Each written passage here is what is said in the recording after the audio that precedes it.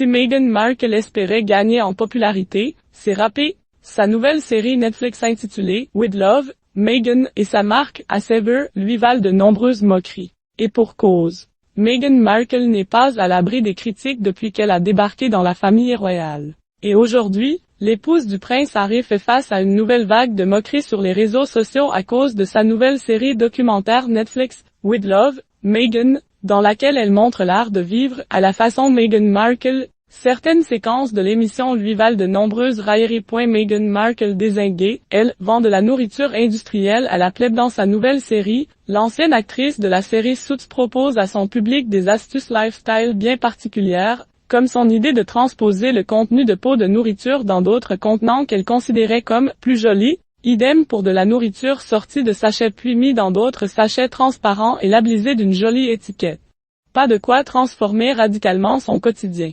Sa série et les astuces qu'elle y propose ont rapidement été considérées comme inutiles, ridicules voire médiocres par les internautes et certains médias anglophones. En parallèle du démarrage de son émission, Meghan Markle a également lancé sa marque de produits de confiture, de miel ou de thé, baptisée Assever.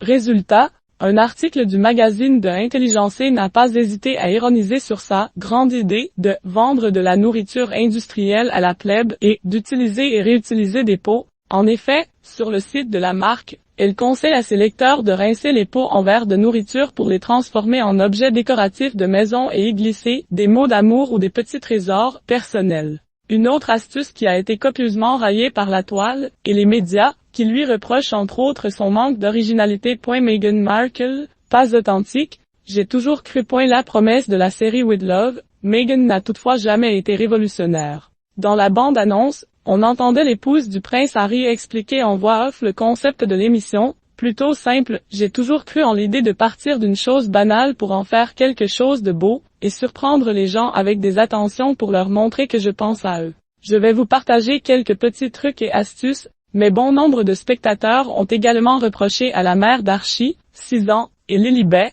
3 ans et demi, son manque d'authenticité. Il faut dire que Meghan Markle nous promettait de nous inviter dans son quotidien à Montecito, en Californie, à travers cette série. Or, le tournage s'est déroulé dans une villa, qui n'est pas la sienne.